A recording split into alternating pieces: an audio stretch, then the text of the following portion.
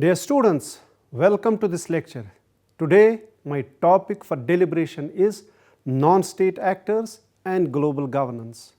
The core objectives of this lecture are to explore the concept of global governance, to understand the concept of non-state actors, and to explore role of various non-state actors in global governance.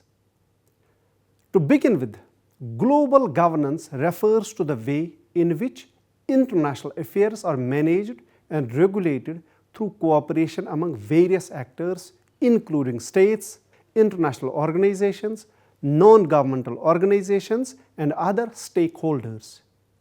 It involves the creation, implementation, and enforcement of rules, norms, and institutions that guide and influence behavior on a global scale. The concept of global governance has gained prominence in recent decades as the world has become more interconnected and interdependent, facing a myriad of complex challenges that transcend national borders. The idea of global governance has deep historical roots, evolving alongside the development of international relations.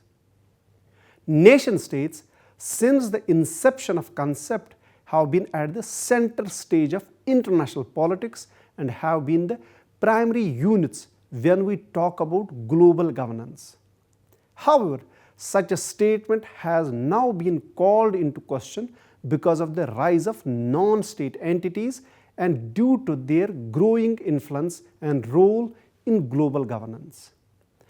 Traditionally speaking, an individual or organization that has significant political influence but is not allied to any particular country or state was seen as a non-state actor.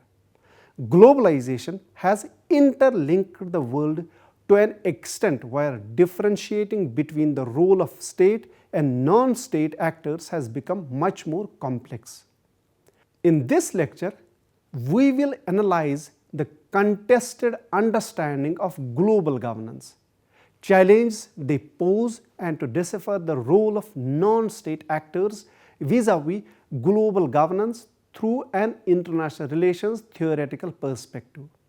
According to structural realism, the world is anarchic and thus there is an absence of a world government. However, the world requires governance in order to function. Global governance can be defined as collective efforts to identify, understand, and address worldwide problems that go beyond the problem-solving capacities of states. This function, however, as the definition suggested, is not only carried out by states but various other actors apart from them. These actors are therefore called non-state actors. Nevertheless, we need to understand them with caution since their workings are full of complexities. Non-state actors can be broadly categorized into two categories: international intergovernmental organizations and transnational or international non-governmental organizations. The first group consists of organizations created by the traditional Westphalian state, and the later are established not by state but by individuals and societal forces. Realist theory is somewhat critical of international governmental organizations. According to realism, states are interest-seeking by nature and their main focus is on the concepts of power and security as they relate to states in the international system, and thus, for many realists, international governmental organizations act as tools to maximize power and security and are therefore selective about their importance. The US has time and again intervened in nation states through the use of force in order to maximize its interests without a United Nations Security Council mandate. However, it condemns Russia in doing the same in the context of Crimea. Similarly, the Bretton Woods system has also been created to cater to the interests of the West. In 1991, when India faced its worst financial crisis, it was forced to adopt the measures under Washington Consensus so that American and European firms could tap the Indian market and drain its resources. Even though liberals take credit for the creation of these institutions, they fail to defend the fact that all such institutions arise post-wars in order to prevent further wars, which defeats the purpose for which they were initially created.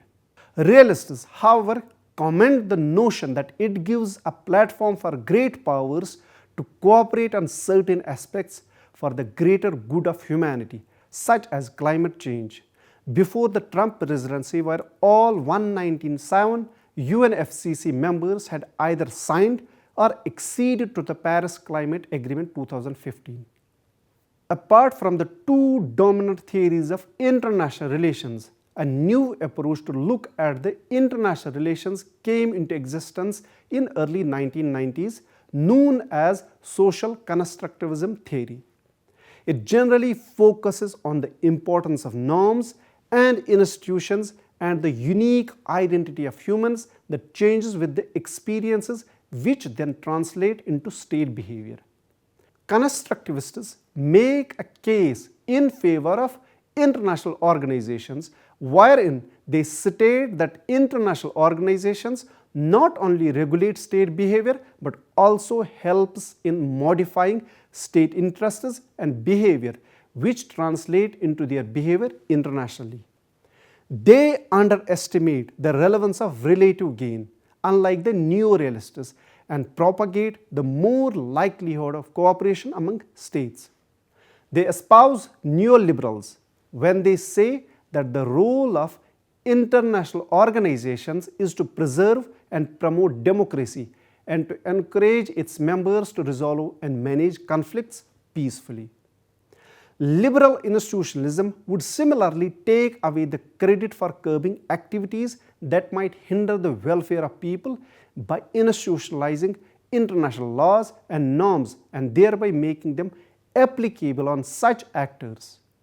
Moreover, looping in such organizations into platforms like World Economic Forum and UN Global Compact has increased accountability of such actors for the actions they take. Global governance involves a diverse set of actors, each playing a unique role in shaping and implementing international policies. States remain central, but the influence of non-state actors, including multinational corporations, non-governmental organizations, and international institutions like the United Nations, World Bank, and International Monetary Fund, has grown significantly. The rise of global civil society has also contributed to shaping norms and advocating for change on a global scale. International institutions and mechanisms are crucial components of global governance. These include formal organizations like the UN, which provides a platform for diplomatic dialogue and cooperation among states. Specialized agencies within UN, such as World Health Organization and the International Labour Organization, address specific global issues. Additionally, regional organizations and alliances contribute to governance in their respective areas, like the European Union or the African Union. Global governance relies on the establishment of norms and rules that guide the behavior of states and other actors. International law plays a central role in this regard, providing a framework for addressing issues ranging from human rights to environmental protection. Treaties, conventions, and agreements facilitate cooperation and set standards that nations are expected to adhere to. However, enforcement of these norms can be challenging and compliance varies among states. Economic interdependence has underscored the need for effective global economic governance. Institutions like the World Trade Organization and the International Monetary Fund aim to facilitate international trade, regulate financial systems, and address economic imbalances. The Group of 20, also known as G20, has emerged as a forum for major economies to coordinate policies and address global economic challenges.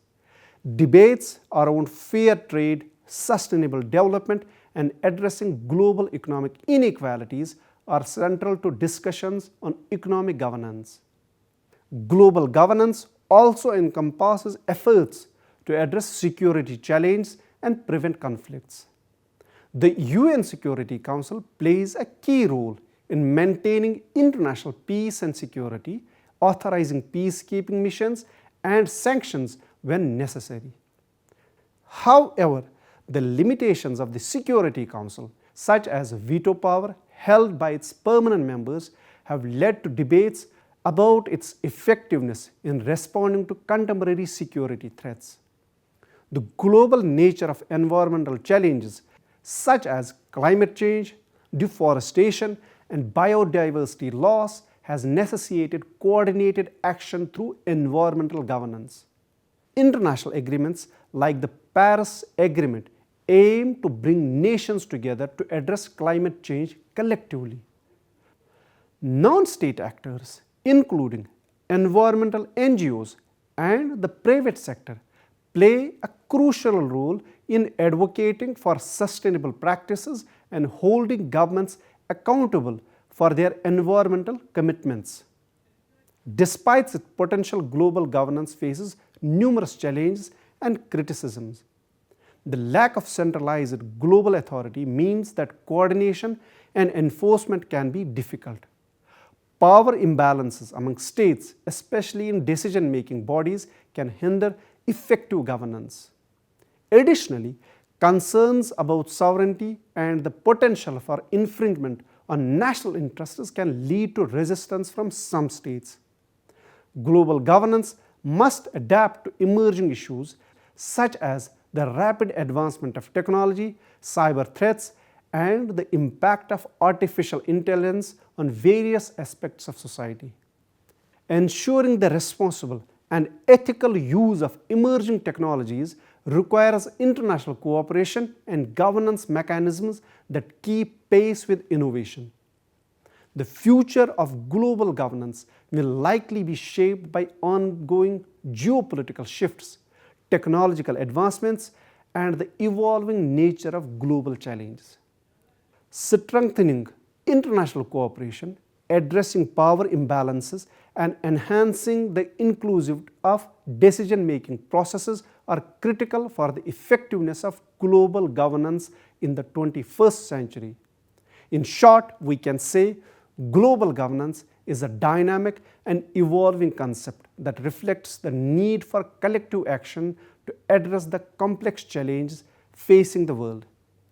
It involves a network of actors, institutions, norms, and rules that collectively contribute to managing global affairs. As the world continues to change, the effectiveness of global governance will depend on the ability of states and other stakeholders to adapt and collaborate in the face of new and emerging challenges. Dear students, now let us talk about the role of various non-state actors in global governance. Global governance in a state of gradual yet profound change. Ever since the creation of an international environmental agenda in the early 1970s, states and intergovernmental institutions have been at the center of global governance. Starting in the 1980s and accelerating in more recent years, however, global governance has become increasingly transnationalized, meaning that it involves a growing number of non-state actors operating at different levels, from the local to regional and global. Key drivers of this change include economic globalization, technological change, the growing imbalance in information held by state and non-state actors, and evolving concept of governance.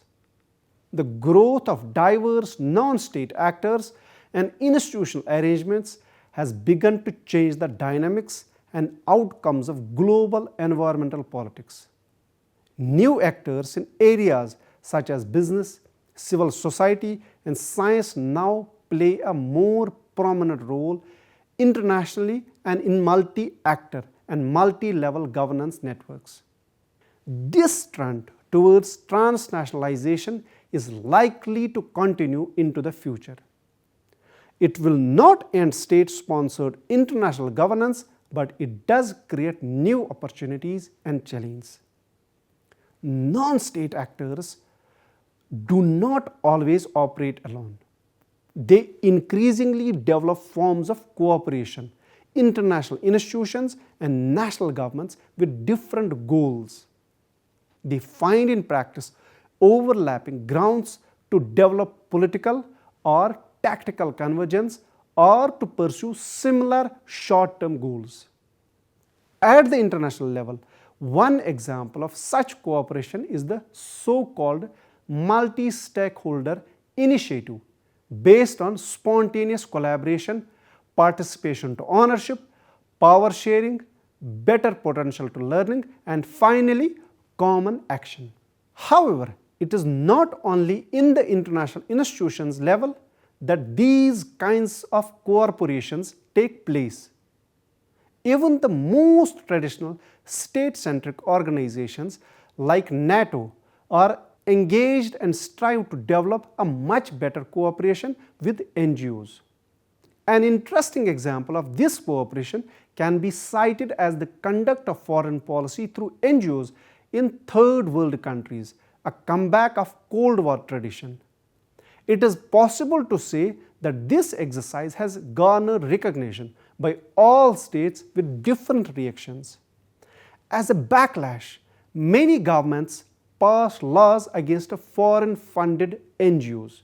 However, major powers have now actively engaged in developing their foreign policy through the collaboration and the synergy with non-state actors. It is not anymore a matter of American and European democracy promotion or foreign policy by engaging NGOs. Development of such public partnerships has further repercussions we need to consider. The most important one is entrance of a kind of intervening transnational variable into the domestic balance power, favoring either the government or the opposition. Sovereignty loses its meaning in classical terms, becoming one interdependent by degrees. More or less, this is common experience in all countries. In nearly all states, there is a government, a majority or minority, and an opposition. Both try to take advantage of the opportunities provided from foreign actors to win the game at the national level. Power brokage is not made solely internally, but further negotiations take place at international level. Non-state actors play a significant and increasingly influential role in global governance, contributing to shaping policies, influencing decision-making processes, and addressing complex global challenges.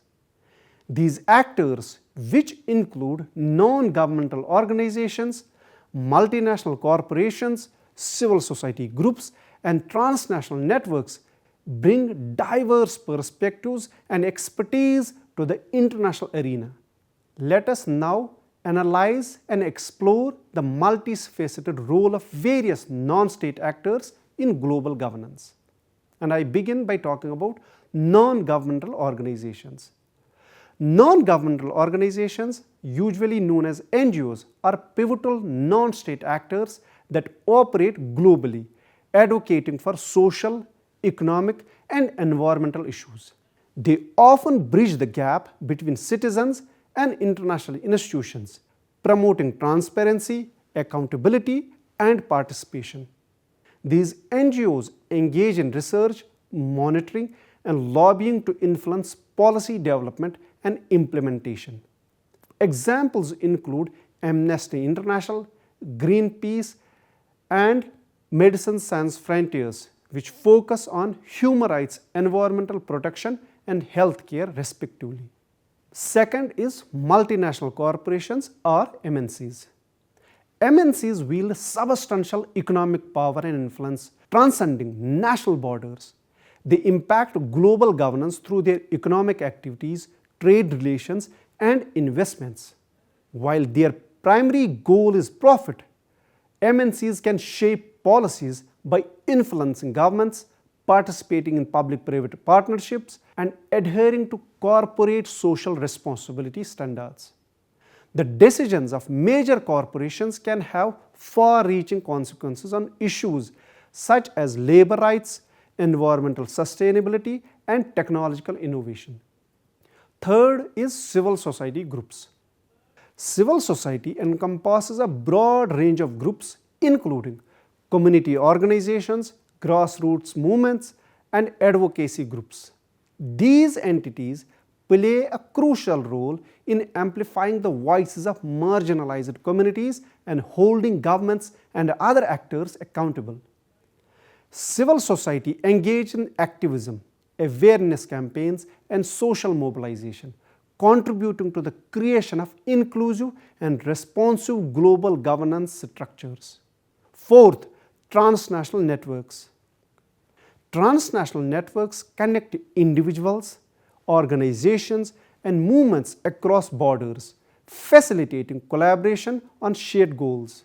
These networks, enabled by modern communication technologies, transcend traditional state-centric approaches.